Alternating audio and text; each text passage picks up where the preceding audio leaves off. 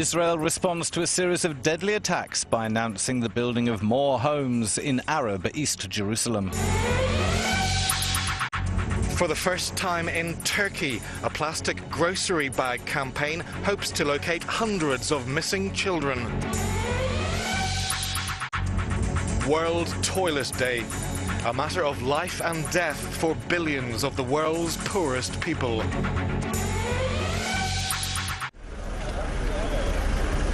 Tension remains high and the security forces are on high alert in Jerusalem following the deadly attacks that cost the lives of 5 Israelis on Tuesday. The government's announced it will build 78 new homes in the predominantly Arabic East Jerusalem in the Har Homa and Ramo districts. It's the latest of several building permits accorded for East Jerusalem projects. More than 4,000 homes in all. We're really terrified. We're not calm and we hope there's going to be an end to this and that it's not just the beginning. I feel very safe here. At the beginning I was afraid coming here, but when I saw their patrols, they really put an emphasis on every single detail. No one is sure what the government will do next, but most seem sure it will not be any half measure. The police is the issue. They work with the government to discriminate between Arabs and Jews to make people leave Jerusalem. But this won't happen. Our lives and work are here, and whatever they do, they won't succeed. At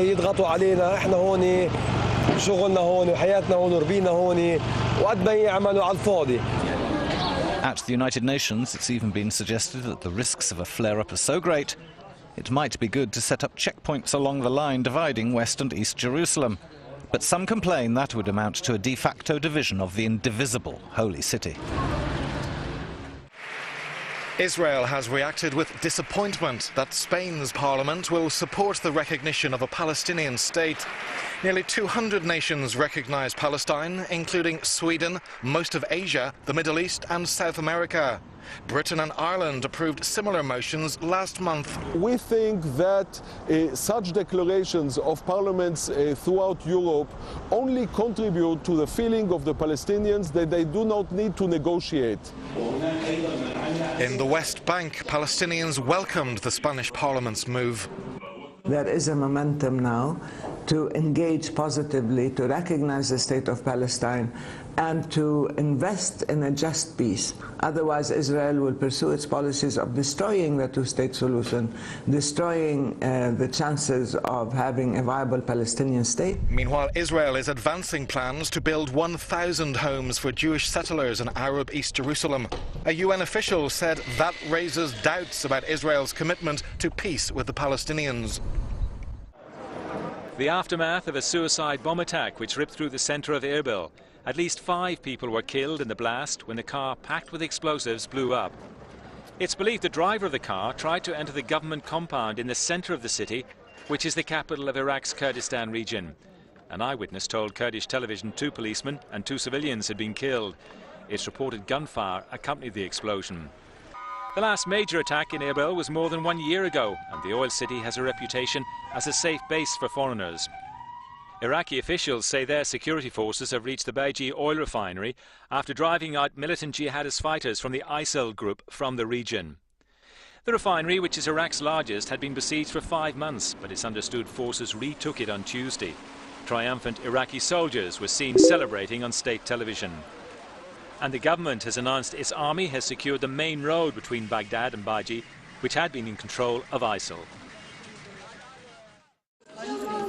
A Turkish supermarket chain has, for the first time, started printing the faces of missing children on the millions of plastic grocery bags it hands out each month.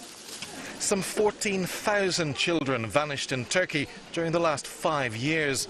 800 have still not been found. Plastic bags enter every house, said the supermarket CEO. With printing the photos of children, we have 2 aims: to raise awareness and prevent children from going missing, and to find the missing children.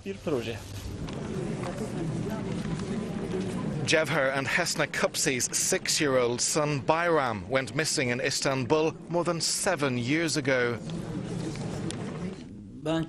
I feel positive because 3 million bags are printed every month. That's 3 million photos. I wake up in the mornings and always wait for him. When the doorbell rings, I remember hearing his voice. That's my hope. When I go somewhere, I assume he's going to show up on the streets, that I'll see him in the supermarket. That's what I'm like all the time. The grocery bag campaign is the brainchild of the man behind this bus of hope. A few times a week he drives the van emblazoned with the photos of missing children. Under their faces is the message, "If you see me, let my mother know."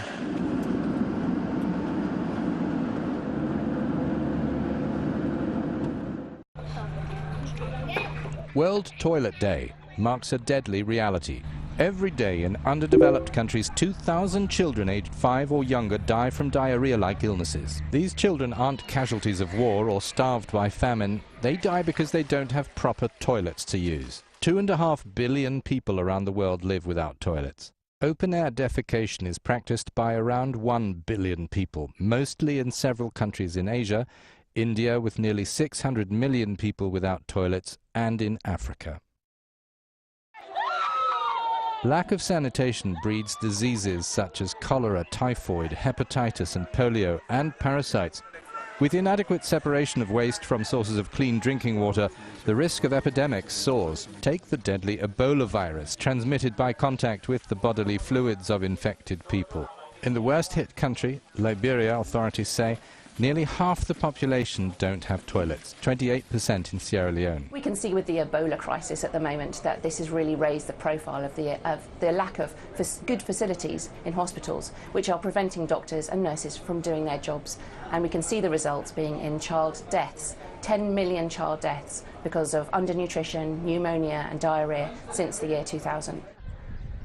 Half of India eliminate normal bodily waste in improvised and impromptu places, which is not only a danger for hygiene, but for women and girls' immediate physical safety, especially after dark, given their vulnerability to rape. This villager in vast and largely barren Rajasthan state says going outdoors affects my dignity, but there is no other option. The thing is, if someone comes along, man or woman, I have to stand up. Flying insects that touch feces and not washing before handling food can both be deadly vectors. Sanitary construction is often not made a public health priority in countries struggling to develop, but those that have done so have proven its advantages. In the end, it's less a question of cost than political will. And the European Parliament has also joined in marking the event. In Europe, proper sanitation facilities are taken for granted. But for many people around the world, it can be a matter of life or death. So often in developing countries, young girls won't go to school because they can't go to the toilet in private. And at their own home settings, we know from reports in India, they're most at risk from rape, from abuse, from murder, when they are seeking a private place to go to the toilet. Campaigners want EU member states to support a goal of universal access to basic drinking water and sanitation by 2030. It's the thing that people don't talk about: sanitation, toilets, removal of human waste, behaviour change. And unless people start talking about that and invest in it, extreme poverty is not going to be eradicated. There are 2.5 billion people without toilets, so that means 1 in every 3 people. Improving access to water and sanitation is one of the UN's 17 Sustainable Development Goals, which are based upon an international agreement struck in Rio 2 years ago. The European Commission says it will improve transparency by publishing records of all meetings between senior officials and lobbyists. It also said documents relating to EU-US free trade talks would be handed to MEPs. First Vice President Frans Timmermans. We have moved from a time where government used to have an attitude towards the public of trust me, to a situation now where the public says to government, show me. And we want to show very clearly what we're doing. We want to be fully transparent about the meetings we have. There will be no independent watchdog to enforce the EU executive's promise. It will be up to each individual to abide by the new strategy. Olivier Huderman campaigns for more transparency inside EU